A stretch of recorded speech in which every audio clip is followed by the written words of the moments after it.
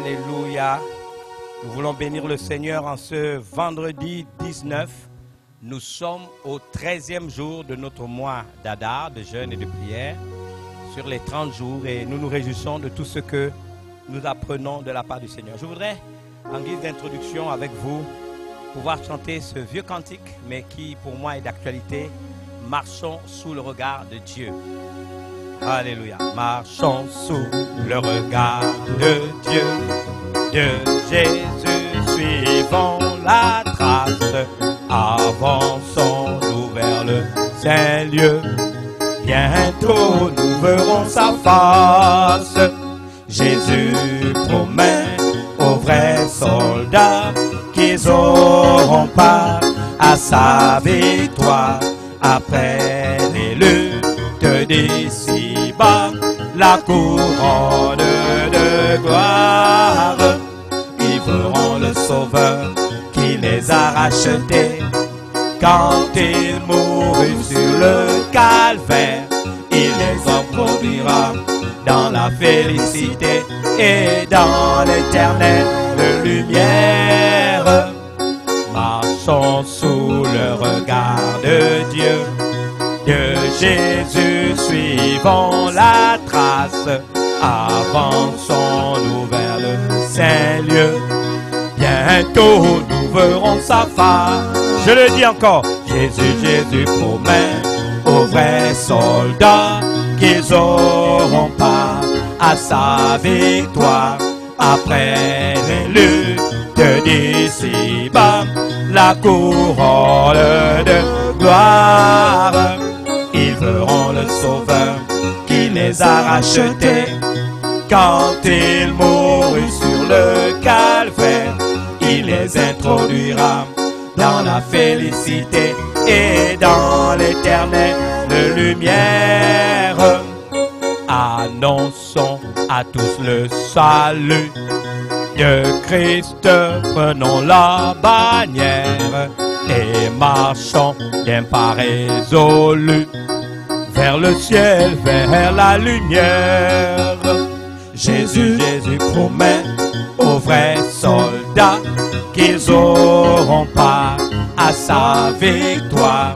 Après les luttes d'ici-bas, la couronne de gloire, ils verront le Sauveur qui les a rachetés. Oh oui, quand il mourut sur le calvaire, il les introduira dans la félicité et dans l'éternelle lumière. Jésus promet aux vrais soldats qu'ils auront part à sa victoire. Après les luttes d'ici-bas, la couronne de gloire, ils verront le Sauveur qui les a rachetés. Oh oui, quand il mourut sur le calvaire, il les introduira dans la félicité et dans l'éternelle lumière. Alléluia. Alléluia. C'est vraiment un cantique très édifiant. Et je voudrais ici vous exhorter à croire que nous sommes dans des temps où chacun de nous doit se préparer. Chacun de nous doit se préparer au retour du Seigneur. Et je voudrais vous dire ici que Dieu est fidèle. Il n'abandonne pas les siens. Il ne les abandonnera jamais. Il le fera ainsi parce qu'il est fidèle. Alléluia. En tout temps, nous pouvons lui faire confiance. Je voudrais que nous puissions prier quelques minutes. Seigneur, nous te disons merci pour la suite des choses que nous allons entendre de ta part. Nous savons que tu es un grand Dieu. Et nous savons, Dieu vivant d'Israël, que c'est sur toi seul que nous comptons. Nous avons besoin de ta grâce. Nous avons besoin de ton amour. Nous avons besoin de ta présence. Nous avons besoin de ton onction. Nous avons besoin de la révélation de ta parole qui éclaire et qui donne de l'intelligence aux saints. Tu as dit que ta parole est une lumière à nos pieds. Seigneur, une lumière à nos pieds. Une lampe à nos pieds et une lumière sur notre sentier.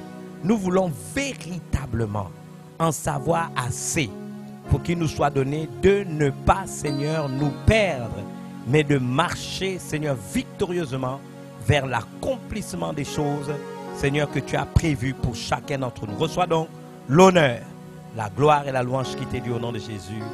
Amen. Amen.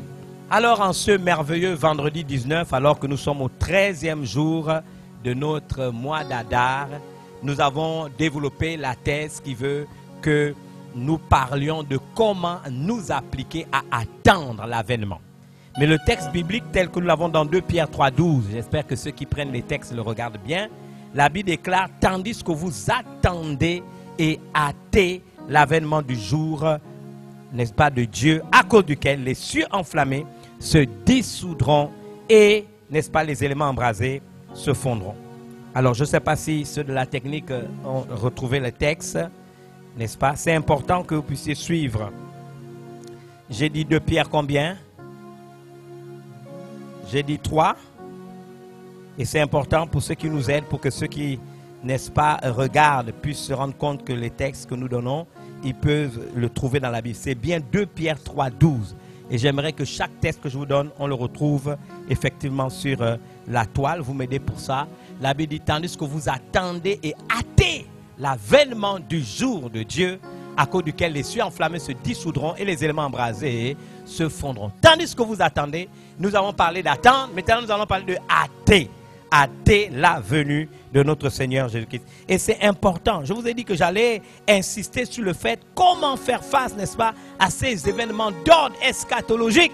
Même si nous parlons de la dynamique, n'est-ce pas, eschatologique dans le temps et l'espace, le déroulement des événements de la fin des temps et surtout, j'ai dit comment ils vont se dérouler, n'est-ce pas, mais également comment y faire face, c'est ce qui nous intéresse. Alors, il nous faut également attendre. Vous avez remarqué que dans Exode chapitre 12, parce que nous revenons toujours là-dessus, et je vous ai dit tantôt que 1 Corinthiens chapitre, vous avez retrouvé le texte, je pense, c'était le chapitre 10, c'est ça? 1 Corinthiens 10, 11, mettez-le sur le tableau. Ces choses leur sont arrivées pour vous servir d'exemple, et elles ont été inscrites pour notre instruction à nous qui sommes parvenus à la fin des siècles. Donc nous avons établi le principe qui veut que ce texte est aussi d'ordre eschatologique, puisqu'on parle de ceux qui sont parvenus à la fin des siècles. Donc, qu'est-ce qui est arrivé pour nous servir d'exemple et pourquoi ces choses ont été écrites pour notre instruction? Parce qu'avant nous, des gens ont vécu. Et que souvent, les choses que vous voyez dans l'Ancien Testament, c'est l'ombre des choses à venir. Et donc, ils l'ont déjà vécu.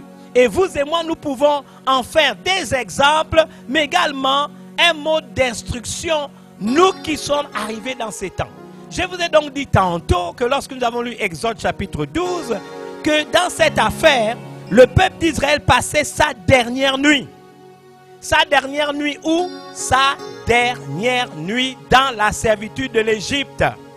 C'est la dernière nuit qu'ils vont y passer. Et je dis spirituellement parlant, en ce qui nous concerne, la nuit est avancée, où personne ne peut travailler, Jésus l'a dit. Paul aussi a utilisé cette expression. Bien-aimé, la nuit est avancée. Le jour du retour de Jésus approche. Pour cela, nous devons nous dépouiller, n'est-ce pas, des œuvres des ténèbres et revêtir les armes de la lumière. Nous devons marcher honnêtement comme en plein jour, loin des excès, de l'ivrognerie, de la luxure, de l'impudicité. On l'a vu, des querelles, des jalousies. Mais nous devons par contre revêtir le Seigneur Jésus-Christ et ne pas avoir soin de la chair, n'est-ce pas, pour en satisfaire les convoitises. On l'a déjà dit. C'est pourquoi lorsque nous lisons les prescriptions, n'est-ce pas, de Exode chapitre 12, vous allez remarquer qu'une des prescriptions est totalement en phase avec ce que Pierre écrit dans 2 Pierre 3,12. Tandis que vous attendez, on a parlé d'attendre, mais également hâter. Hâter quoi? L'avènement du jour de Dieu. Donc je me suis posé la question, comment allons-nous hâter? Si on nous a expliqué que pas de pain, manger des pains sans levain, pas de péché. On nous a dit herbe amère. Donc, ne pas espérer seulement en Christ dans cette vie terrestre, parce que nous savons ce qu'elle nous a apporté. Hein? Et nous espérons être avec le Seigneur dans sa félicité. Mais également, ces herbes amères qui, n'est-ce pas, doivent nous permettre de résister, n'est-ce pas, faire preuve de résilience face, n'est-ce pas, aux épreuves, pour que nous soyons, n'est-ce pas, patients, une patience qui s'accomplit jusqu'à ce que nous soyons capables de faillir en rien. Nous avons parlé de la destruction des œuvres de la chair. On a vu dans la parole de Dieu, et particulièrement dans l'Apocalypse, comme on l'a vu vers la fin, hein, Apocalypse, on l'a lu, et nous savons ce que, n'est-ce pas, la recommandation qui nous a été donnée. Il n'entrera là-bas chez elle rien de souillé, ni personne qui se livre à l'abomination ou au mensonge. Il n'entrera que ceux qui sont écrits dans le livre de l'agneau. On a vu que Dieu vient chercher aussi une église sans tache, ni ride, ni rien de semblable, sainte, irrépréhensible, et que des pierres vivantes que nous sommes, on nous a dit de former une maison spirituelle parce que la pierre précieuse que nous incarnons se révèle par sa pureté, mais également par sa densité en dureté. Il n'en demeure pas moins, et j'insiste là-dessus, qu'il nous faut aussi attendre.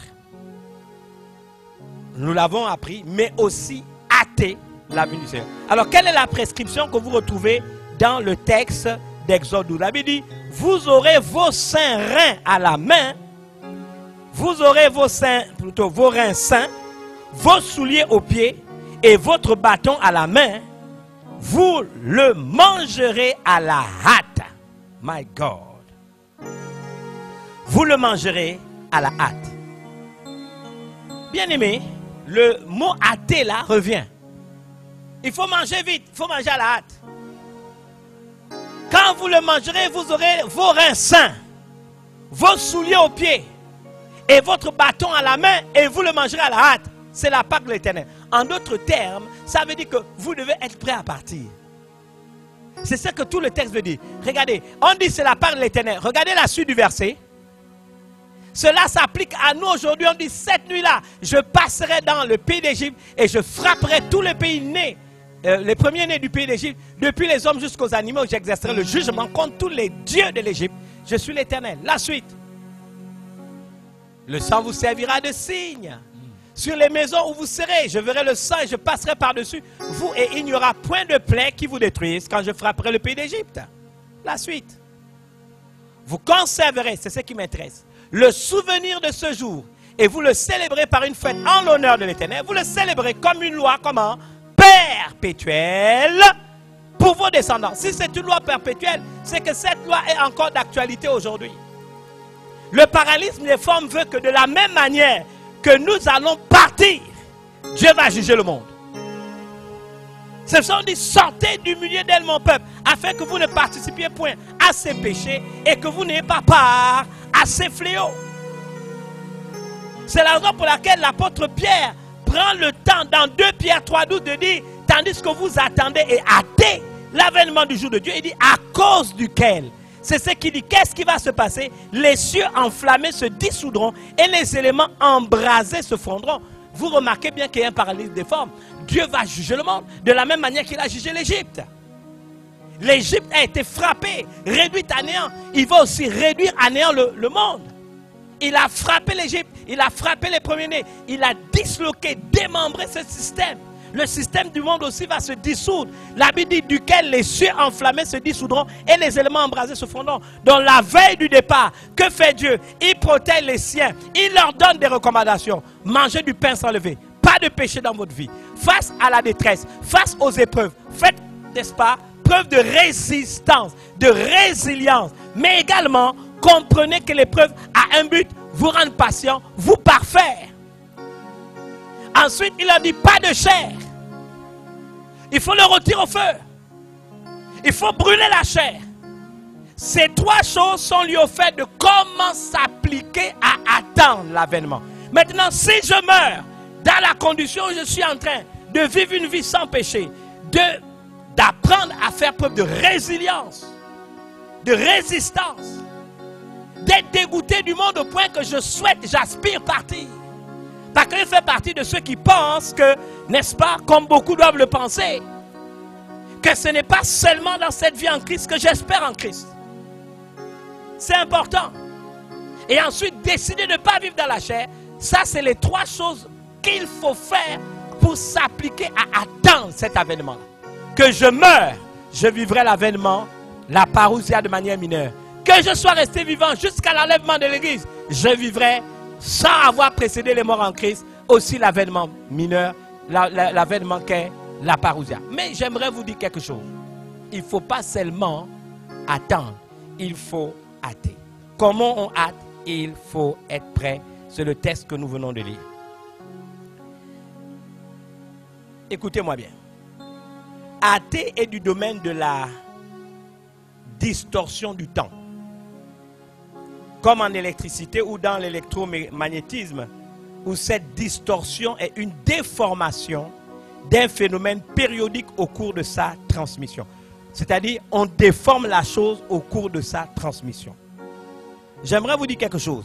Si vous voyez n'importe quelle diction, on va vous dire que hâter, c'est rendre une action plus rapide, en accélérer le rythme, faire qu'arrive plus vite un événement. C'est ce qu'il nous demande de faire. Comment faire pour qu'arrive plus vite un événement? J'aimerais vous dire deux choses. Si vous vous souvenez, pour que je donne une chose très simple, un récit biblique que vous aimez bien, qu'on me mette Jean chapitre 2, l'évangile de Jean au chapitre 2 à partir du verset 1. C'est le premier récit qui va illustrer ce que je voudrais dire ici. La Bible déclare, 3 jours après, il y eut des noces à Cana, en Galilée. La mère de Jésus était là. Je précise que la mère de Jésus est là parce qu'elle joue un rôle. On continue. La Bible dit, et Jésus fut aussi invité aux noces avec ses disciples. La mère de Jésus est là, mais Jésus est invité avec ses disciples. On continue. Le vin ayant manqué, la mère de Jésus dit à Jésus, ils n'ont plus de vin. Jésus lui répondit, femme, qu'y a-t-il entre moi et toi? Mon heure n'est pas encore venue. On s'arrête là 2 minutes. Dans la pensée de Christ, il sait qui il est. Jésus sait qu'il est le Fils de Dieu. Vous vous rappelez qu'il avait 12 ans quand il a disparu dans le temple. Et devant les docteurs de la loi, il a répondu à ses parents, étonnés. Ne savez-vous pas que je suis venu m'occuper des affaires de mon père? Il savait qui il était. Et là, il a la trentaine. Il est invité à une noce, certainement dans la famille de sa mère biologique, bien sûr. Et vous savez que le problème ici dans le récit, c'est que les noces se fêtent en 7 jours. Et là, c'est le 3e jour, il n'y a plus de vin. C'est une catastrophe. Et la maman qui sait qui est son fils se retourne vers lui et lui, en d'autres termes, lui demande, fais un miracle. Il n'y a plus de vin, il n'y a plus de vin. Fais un miracle. Et le fils répond à la mère, femme, qu'y a-t-il entre moi et toi? Mon heure n'est pas encore venue. Comme pour dire, maman, tu es peut-être ma mère, mais tu es une femme. En tant que femme, est-ce que c'est toi qui dois me donner des ordres? Qu'y a-t-il entre toi et moi? J'aime une autre version qui dit, qu'ai-je à faire avec toi? La suite. Le texte continue en disant ce qui suit. Sa mère dit au serviteur, faites ce qu'il vous dira. Je vous demande, est-ce que vous trouvez une logique dans la réponse de la mère?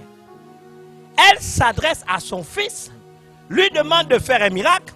Son fils répond, maman, en d'autres termes, de manière littérale, mon heure n'est pas encore venue pour faire des miracles. Et même si je devais faire des miracles, ce n'est pas au cours d'un dîner, ce n'est pas au cours d'une fête. Mon heure n'est pas venue, je n'ai pas l'intention de le faire maintenant. Je ne pense pas que c'est le moment. Et la mère, n'est-ce pas, détourne son visage du fils et dit au serviteur, faites ce qu'il vous dira. Je n'ai pas le temps de discuter avec toi. Je me tourne vers le serviteur, il vous dira de faire des choses, faites-le. La mère en savait des choses. La suite. La Bible déclare, or il y avait 6 vases de pierre destinés aux purifications des Juifs et contenant chacun 2 ou 3 mesures. Jésus leur dit, my God, il dit aux serviteurs, remplissent d'eau ces vases et il les remplit jusqu'au bord. Donc Jésus s'est exécuté. Ce n'est pas son heure, mais il s'est quand même exécuté. On continue. La Bible dit ensuite, puisez maintenant, leur dit-il, et portez-en à l'ordonnateur ou l'organisateur du repas. Et ils emportèrent. Quand l'ordonnateur du repas eut goûté l'eau changée en vin, ne sachant d'où venait ce vin, puisqu'il n'y en a plus officiellement, tandis que ses serviteurs qui avaient puisé l'eau le savaient bien, il appela l'époux. Et lui dit, tout homme sert d'abord le bon vin, puis le moins bon après qu'on s'est enivré. Toi, tu as gardé le bon vin jusqu'à présent. Tel fut à Cana en Galilée le premier miracle, donc c'est un miracle, que fit Jésus. Il manifesta sa gloire et ses disciples crurent en lui. Écoutez, il a dit à sa mère, mon heure n'est pas encore venue. Mais la mère, vous savez ce qu'elle a fait? Elle a hâté le miracle. Je vous ai donné tout à l'heure une définition, n'est-ce pas, du miracle. On nous dit, hâter, c'est rendre une action plus rapide. Hâter, c'est en accélérer le rythme. Hâter, c'est faire qu'arrive plus vite un événement. C'est ce que veut dire hâter. athée, j'ai dit, est du domaine de la distorsion du temps. Comme en électricité. Cette distorsion, c'est une déformation d'un phénomène périodique au cours de sa transmission. Écoutez-moi bien. Quand Marie a dit à Jésus, mon heure n'est pas... Jésus a dit à Marie, sa mère, mon heure n'est pas encore venue. Femme, qu'ai-je à faire avec toi? Regardez. Elle a regardé son fils. Et les images mentales qu'elle nourrissait ou qu'elle développait, Jésus a vu ça. Sans utiliser des mots, elle a dit par le regard à son fils. J'étais là quand l'ange est venu me dire, je te salue Marie, pleine de grâce, le Seigneur est avec toi. Tu es bénie en toutes les femmes. Tu seras conçue par la vertu du Saint-Esprit. Elle a regardé son fils dans les yeux et elle lui a montré l'image où elle s'est souvenue que quand elle a vu sa cousine Élisabeth, les deux enfants ont tressailli. Elle se rappelle du Magnificat, la prière qu'elle a faite avec Élisabeth ce jour-là. Elle s'est souvenue le jour où elle est partie circoncire cet enfant le 8e jour. Elle s'est souvenue des prophéties de Siméon. Elle s'est souvenue des 3 mages qui venaient d'Orient, qui se sont mis à adorer le Seigneur en offrant à un bébé de l'or pour proclamer sa royauté. Elle a vu, n'est-ce pas, dans son imagerie mentale, lorsqu'ils ont offert de la myrrhe, n'est-ce pas, pour tout simplement proclamer le sacrifice unique agréé par Dieu pour le salut de l'humanité. Elle a vu l'encens qu'ils ont offert, qui révélait qu'il était Dieu fait homme. Et quand elle a regardé son fils, les images qu'elle nourrissait, elle a dit, je sais qui tu es. Tu es Dieu. Tu contrôles le temps Kairos et tu contrôles le temps chrono. Je n'ai pas besoin d'attendre. Si dans les 24 heures, tu estimes que ce n'est pas ton temps pour le faire. Mais moi, je sais que tu es Dieu fait homme qui a la capacité, n'est-ce pas, de régner sur le temps, qu'il soit Kairos ou qu'il soit chrono. Elle s'est tournée vers les serviteurs. Elle dit, il exécutera ce que je vous dis. Faites tout ce qu'il vous dira. Et Jésus s'est exécuté. Est-ce que ce Jésus-là a changé? Permettez-moi de vous dire non. Est-ce que ce Jésus-là a changé? Permettez-moi de vous dire non. Il n'a pas changé. Dans les textes que nous avons lus, concernant, n'est-ce pas, 1 Pierre, particulièrement, j'aimerais lire le verset 15, si on peut m'aider. 1 Pierre 3, 15. Non, 2 Pierre 3, 15. 2 Pierre, excusez-moi. 2 Pierre 3, 15. J'aimerais le lire avec vous pour que vous compreniez de quoi il s'agit quand je parle de athée. Est-ce qu'on peut nous mettre 2 Pierre 3, 15, s'il vous plaît? La Bible dit, j'ai dit verset 15. Regardez. Croyez que la patience de notre Seigneur est votre salut. En d'autres termes, ce que Pierre est en train de dire, Dieu est patient. Parce qu'en termes de athées, beaucoup ne sont pas prêts. Et donc ne sont pas prêts à faire leur bagage. Bien aimé, quand vous voyagez, qu'est-ce que vous faites? Quand je voyage, je prends mes bagages. Oui ou non? Quand je voyage, je prends mes bagages. Je fais ma valise. Je dois voyager. Je m'assure que je mets des habits. Je m'assure que je mets des chaussures. Je mets des slips. Je mets, n'est-ce pas, de petits linges. Je mets ma trousse de toilette. Je mets tout ce dont j'ai besoin. Tout ce dont, si j'amène des livres, si j'amène ceci, si j'amène cela. Ma valise est prête parce que je dois partir. Croyez que la patience de notre Seigneur est votre salut. Il est patient, pourquoi? Parce que beaucoup d'entre nous ne sont pas prêts à hâter sa venue. Parce qu'ils ne sont pas prêts. Alors lui, il fait preuve de patience. Parce qu'il est conscient que beaucoup ne sont pas prêts. Mais n'oublions jamais qu'en termes de temps, c'est Dieu seul qui l'a fixé. Par sa propre autorité. Jésus a dit, ni le Fils, ni les anges. Au-delà de ces faits réels, il dit, croyez que s'il n'est pas venu, il est patient. Parce que beaucoup d'entre nous, vous n'avez pas encore fait vos bagages. Il est question que nous partions. Et comment faisons-nous les voyages pour hâter l'avènement du Seigneur? Pour qu'il y ait une distorsion du temps, une déformation d'un processus, n'est-ce pas, dans son évolution. Comme Marie l'a fait. Hâter est du domaine de la distorsion du temps. La déformation des phénomènes périodiques, c'est rendre une action plus rapide, en accélérer le rythme, faire, n'est-ce pas, que cela arrive plus vite. J'aimerais vous dire comment on fait. C'est important que vous et moi nous puissions le comprendre. Dans Matthieu 24, 21 à 22, la Bible déclare: car alors la détresse sera si grande qu'il n'y aura point eu de pareil depuis le commencement du monde jusqu'à présent, et qu'il n'y en aura jamais. Il dit: et si ces jours n'étaient abrégés, personne ne serait sauvé. Mais écoutez la suite. Mais à cause des élus, ces jours seront abrégés. Bien-aimés, plus nous tardons, plus nous nous exposons à des souffrances. Plus nous tardons, il y a certains qui pensent: non, si nous ne sommes pas prêts, Jésus fera encore preuve de patience. Ce n'est pas ce qu'il a voulu dire. Même si aujourd'hui il intercède pour nous et qu'il fait preuve de patience, permettez-moi de vous dire, le plus longtemps possible, nous ne préparons pas nos bagages pour partir, plus nous nous exposons à des souffrances atroces. Mais la Bible dit: à cause des élus, Jésus sera obligé d'abréger ces jours. C'est important. Je lis un deuxième texte. Nous sommes dans Apocalypse 14, versets 12 à 13. C'est ici la persévérance des saints qui gardent les commandements de Dieu et la foi de Jésus. Et j'ai entendu du ciel une voix qui disait: écris, heureux dès à présent les morts qui meurent dans le Seigneur. Oui, dit l'Esprit, afin qu'ils se reposent de leurs travaux. Car, j'aimerais que tout le monde à la maison le dise, leurs œuvres les suivent. Quand moi je prends un avion et que je mets mes bagages à la soute, mon bagage me suit là où je vais. Mon bagage me suit. Si je vais à Paris, je prends Royal Air Maroc, ou je prends Turkish Airways, ou Air France, ou Ethiopian Airlines, mes bagages me suivent. Si je dois prendre le départ pour la patrie céleste, je dois faire mes bagages. Écoutez ça. Écoutez.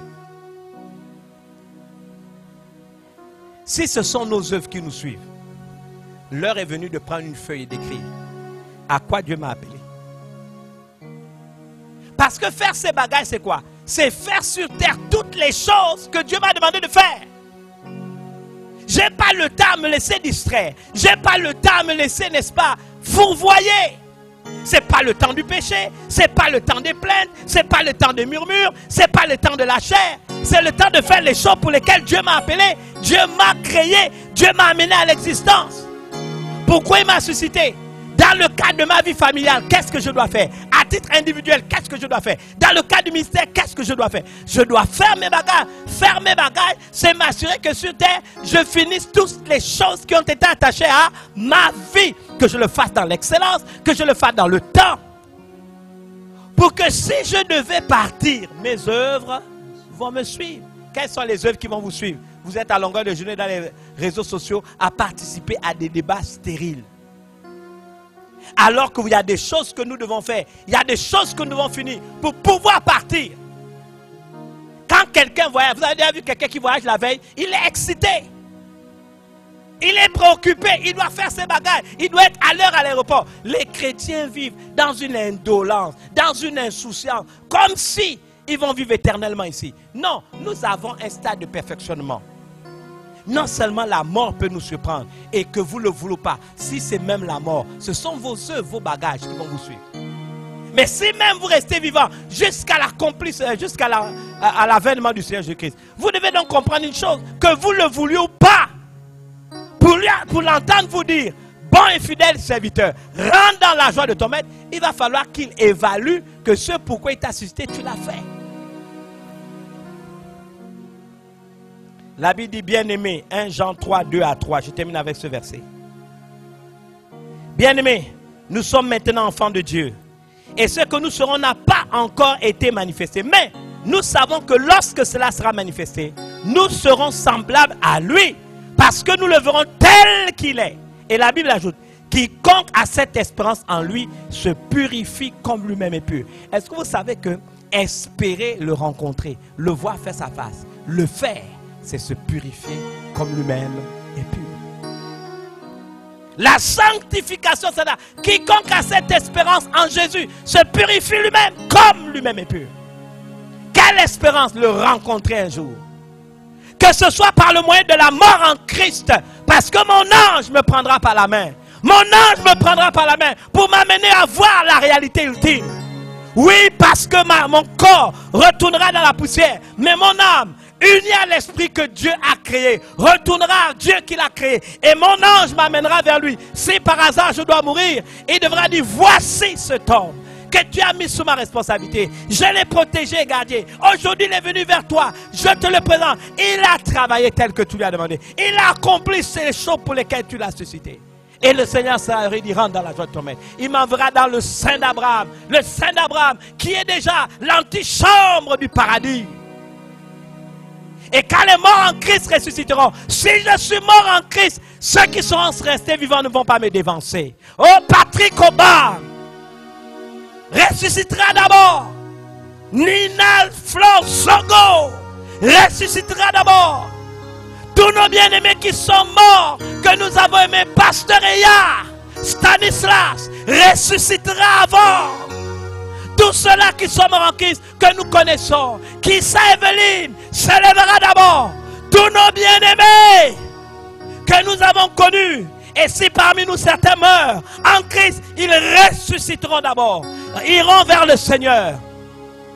Et si parmi nous certains sont restés vivants, ils seront ensuite enlevés pour aller à la rencontre du Seigneur. Avec quel bagage comme à leur suite? Leurs œuvres. Donc comment attendons-nous le retour du Seigneur? En faisant nos bagages. Nos bagages, c'est en mettant tout en œuvre pour accomplir les choses pour lesquelles Dieu nous a suscités. Pour faire ce qu'il nous demande. Je suis dans un ministère, comme le sang en Béthanie. Quelle est la part que Dieu m'a donnée? Je dois finir le travail qu'il m'a donné. Je dois faire ce pourquoi il m'a planté dans ce ministère. Quelles sont les exigences qui sont accolées à ma vie personnelle? Je dois le faire. Quelles sont les responsabilités vis-à-vis de Dieu par rapport à ma famille, par rapport à cet homme d'autres choses? Je dois pouvoir le faire. Faire ses bagages, c'est se mettre au travail.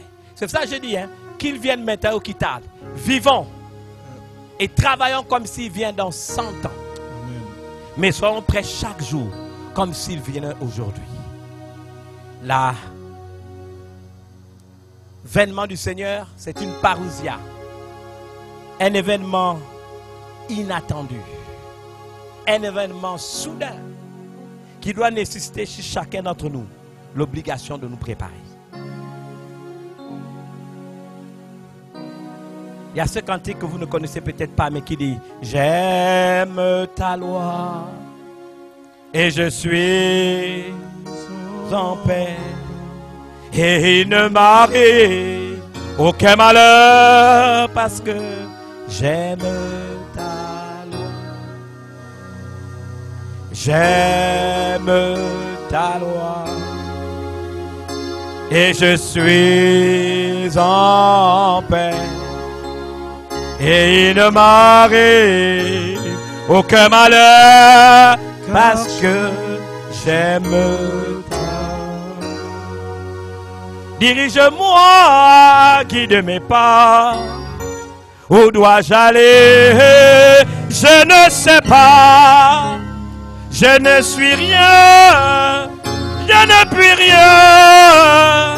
Si tu me tiens, tout ira bien. Tout mon désir est de te servir. Oh, parle-moi, dirige-moi. Comment te plaire? Je veux tout faire en toi seul et pour toi. Que dois-je dire? Oh, j'ai besoin de ton fidèle et tendre soin. Sans ton secours, pourrais-je moi parler de toi? Oh, parler pour toi. Tout mon désir est de te servir, Jésus. Oh, parle-moi, dirige-moi. Comment te plaire? tout faire. Oh, toi seul et pour toi. Que dois-je lire? Enseigne-moi. Ton faible enfant s'attend à toi. Et qu'en tout temps, par ton esprit de vérité, je sois conduit. Tout mon désir est de te servir. Oh, parle-moi, dirige-moi. Comment te plaire? Je veux tout faire en toi seul et pour toi. Seigneur, bénis ton peuple. Inspire-nous par ta parole. Merci de nous avoir révélé ce que nous avons à faire pour attendre et hâter ton avènement. Reçois l'honneur, la gloire et la louange, alors que je recommande ce peuple à ta grâce et à ta protection au nom de Jésus. Amen. Soyez bénis au nom de Jésus et surtout, ayez conscience que le regard de Dieu est sur vous. Et à demain. Merci.